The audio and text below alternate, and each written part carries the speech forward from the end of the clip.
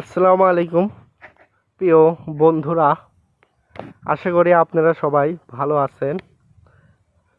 কথায় আছে গাছ লাগান পরিবেশ বাঁচান।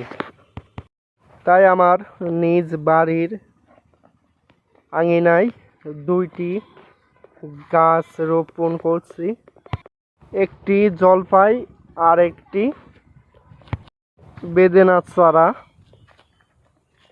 আমি দুইটি চারা রোপণ করছি আপনাদের দেখানোর জন্য না, আপনাদের কিছু কথা বলতে চাই।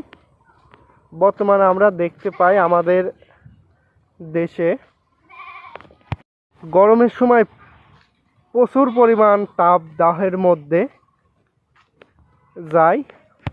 সাধারণত আমরা যারা গরিব বা মধ্যবিত্ত পরিবারের সন্তান আছি, আমরা এই গরমের তাপমাত্রা বুঝতে পারি।